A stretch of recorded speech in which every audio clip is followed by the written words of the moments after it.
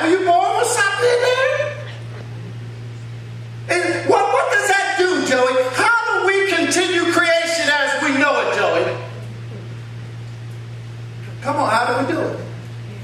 Huh? You can't. And what did God say? Be fruitful and multiply.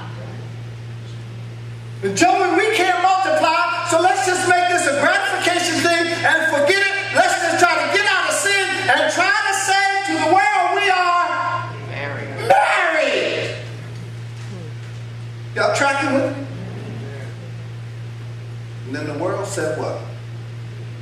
No, you're not.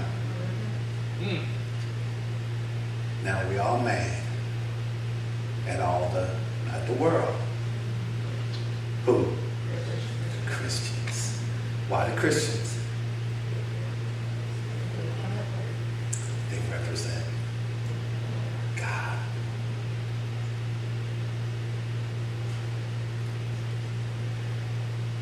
Verse 20 said they knew better. And they're really without excuse. Now we can make excuses and we can share those excuses with others who are sympathetic to us. And then I can throw out all these terms. I'm not going to get to Romans today. We can throw out all these terms. Am I helping anybody today? Amen. We can throw out all these terms today. You know, he really loves me. We've been together for so long, and you telling me now we can't be, come on, married. Yes. That's what I'm telling you. And I'm telling you to go back and ask the person who popped the cork, why did you do that to me? Now, yes, I know there are times when little boys will be playing with dolls because they didn't have any brothers, all they had was sisters. They would be playing with dolls. But I think mom did like this. And let Uncle Joey, now here's Timmy. He's used to playing with dolls. Uncle Joey's this pervert. He ain't having with his wife. And so, and then somebody got him. It's just perpetuated. Right? I imagine if my father and uncles had messed me up, I'd be thinking the same way. This is the way I'm born. Why? Because the adults, and I think it's God. Now, we ain't going to have time for all this.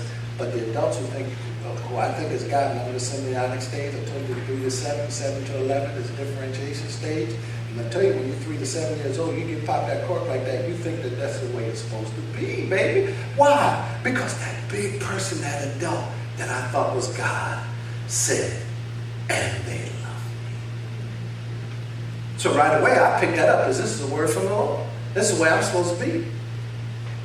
Okay? And so it gets perpetuated. So don't think that, Pop, I'm grown, I'm 55 years old, and I tell you, I like Joey. And you just supposed to accept it. No, I don't have to just accept that. And don't you try to force that down my throat, just like I'm not going to force my heterosexual activity down your throat. Okay? You following me? So don't let Lot and Lot's wife, don't confuse Lot and his wife. Lot followed God. Now, of course, Lot and his daughters got in a little trouble down the road, but at least the daughters knew how to get the job done. Now, remember that, right? Read the Bible. That's all I can say. Genesis 19 and on. Same thing with my boy, right? And that big old ark. He got out the ark, so I'm going to give him a cold one. Stop and got a cold one, his daughters. Y'all read the Bible, don't you? Some of y'all looking at me like, I said, it's me, you don't read the Bible. If you're sitting in church, you don't know what I'm talking about. And then y'all want to blame me.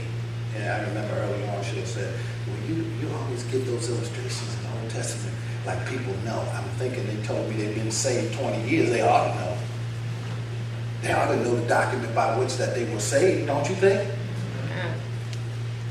Come on. They knew better. All right?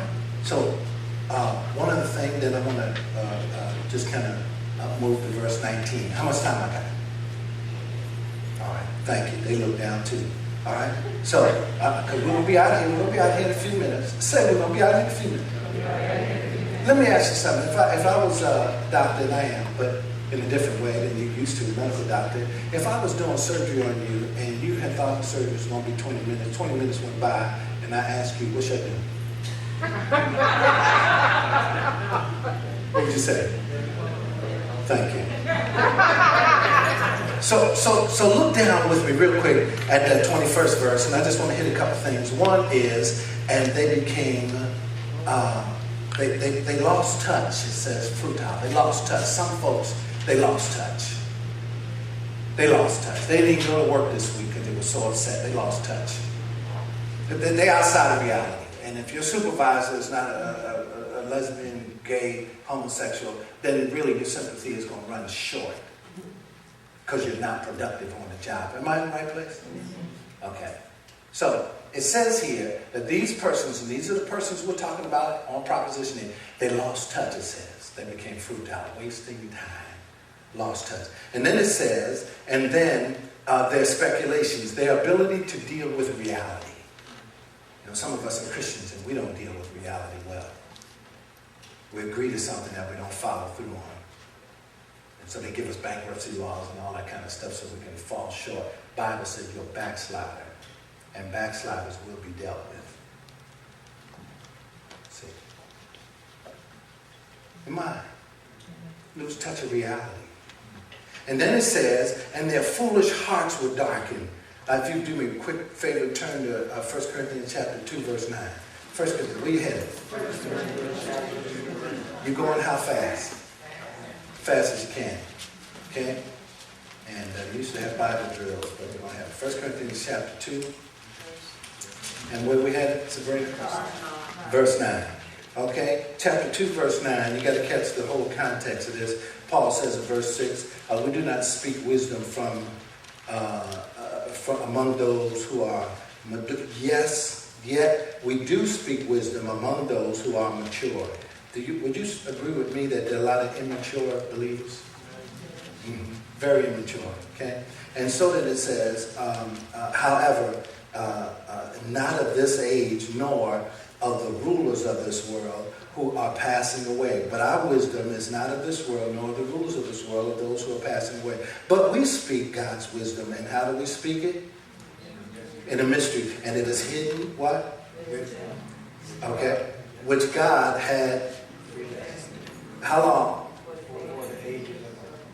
So before I said I was homosexual, God already had a plan. He predestined there would be some wisdom available to me. I could either accept it or reject it. If I reject it, I'm fruitile and my speculations are off. Got it? Come on. So then it says, verse 7, but we speak God's wisdom in a mystery, a hidden wisdom, which God predestined before the ages to our glory. Whose glory? Isn't it a glorious thing when... and like I told you before, I just love it when I see Michelle on the rock kissing. He's getting off of the Air Force One jet, whenever he does. But he's been getting off of some private jets right now. Come down the step, kiss the babies, and see that girl and kiss her. I just love that. So he can vote for the homosexual lifestyle, but he's practicing family. Get it? Family. He's loving his wife. He's kissing her like girl, tonight. You know, as soon as I get out of the Oval Office, I'm coming in your office. See, some of y'all not excited about that, and I don't mind because you're not excited about your marriage. So don't put me in that group. I'm excited about my marriage.